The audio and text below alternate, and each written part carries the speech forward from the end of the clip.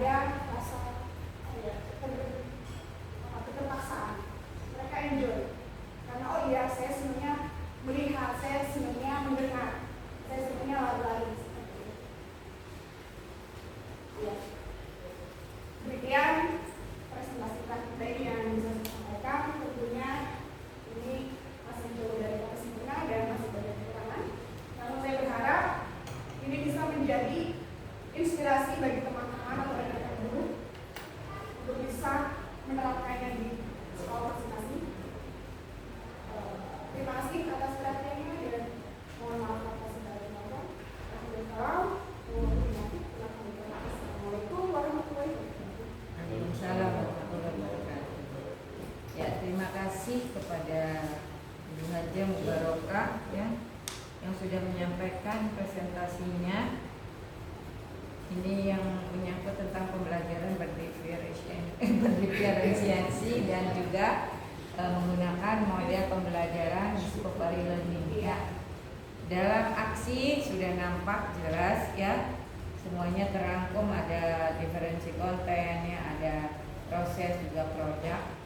Kemudian juga ada di situ disebutkan adanya asesmen awal, itu asesmen diagnostik yang mengulang-ulang gaya belajar siswa, dan itu dijadikan kelompok yang akan menghasilkan sebuah hasil yang berbeda tentu saja. Nah, di sini yang belum nampak itu di aksi ke discovery learning-nya ya. Iya. Ya. Itu ada lampirannya sebenarnya di belakang. Oh iya, di sini ya. Iya, tutup FFP atau Itu dari konten apa yang dihasilkan, kemudian dari proses dan produk, mohon dijelaskan. Oke, untuk konten sudah saya tadi sekilas ya. Untuk konten menyesuaikan dengan tipe belajarnya masing-masing, seperti kita menyiapkan alat visual itu saya siapkan tayangannya untuk proses dan konten. Kemudian untuk yang auditori tadi saya dari rumah itu merekam dulu materinya, kemudian sesuai yang auditori suruh bawa earphone, lalu diperdengarkan secara fokus sambil menyimak benar-benar apa yang saya sebut. Yang selanjutnya materinya saya acak, ditempatkan di beberapa titik, tapi biasanya tidak terbaca. Yaitu mereka nanti mencari kesana kemari dengan proses yang berlari-lari ataupun dia bergerak seperti itu. Produknya apa ya? Produknya untuk yang visual itu hasil dia pengamatan dia itu dibuat biasanya itu merangkum apa yang dia lihat dari tayangan itu. Silakan kalian rangkum apa yang kamu dapat dari tayangan tersebut berupa paper atau rangkuman tersebut. Dan untuk yang auditori itu sama. Setelah mereka mendengarkan, lalu saya meminta mereka mengulang apa yang kalian dapat setelah mendengarkan itu, lalu merekamnya, lalu dikirim hasil rekaman voice note-nya masing-masing siswa. Kemudian yang kinestetik itu bisa berupa mind map, bentuk-bentuk yang sesuai dengan kesukaan. Oke, lengkap ya di sini. Terima kasih. Terima kasih. Pak. Sebelumnya, Baci. Ada dong. Alhamdulillah. Saya itu baru. Iya, saya yang mulai apa? Saya masuk gini. Lama saya di organisasi. Saking. Ini kok ini buat jenis. Ya Allah, semua Saya ini jawabannya Pak Haji. Pak Haji siapa? ACS berarti. Saya Pak Haji itu gimana? Oh, itu. WA pernah aku cuma aduh. Saking udah di. Iya, Bu. Ya, Bu Haji ngajar berapa kelas? Sekarang saya ngajar 7 kelas 8. 8. Iya, kelas 8 semuanya. Semuanya. Oh. Iya. Kelas 8A sampai G.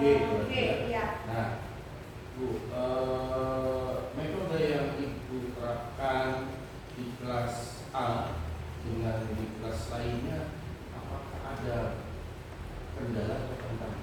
Sama, setiap kelas memiliki tantangan dan kendala yang berbeda. Ya. Secara umum sih sama sih seperti yang tadi saya Iya. katakan. Nah, iya. Nah, itu solusinya gimana? Untuk kan misalnya begini, di kelas A, alhamdulillah namanya apa, membentuk kelompok nurutlah. Di kelas lain kadang-kadang susah, Betul sekali. saja. Iya, ada kan? Iya. Gitu. Di kelas B, anak-anaknya motivasi belajarnya tinggi, membuat konten juga mau, diskusi juga mau. Di kelas lain kadang-kadang absen. Apa yang solusi apa yang Ibu terapkan di kelas yang memang motivasi belajarnya kurang, kemudian bikin kelompok juga apa diatur, dibikin disuruh buat kelompok sendiri susah, ditunjuk oleh kita juga susah. Ya, solusinya bagaimana? Ya,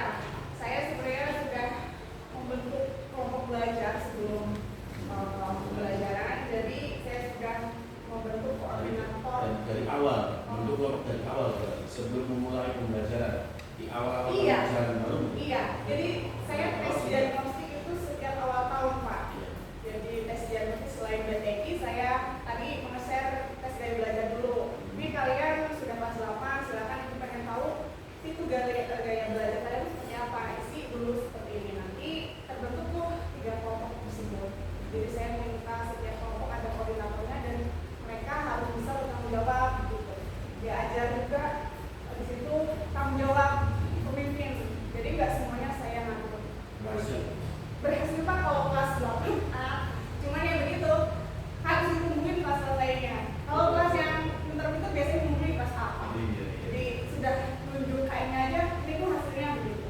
Tapi beda lagi kalau kelas-kelas yang ujung. Seperti itulah sama ya. Oke, sudah cukup. Terima kasih. Ini dalam sangat baik.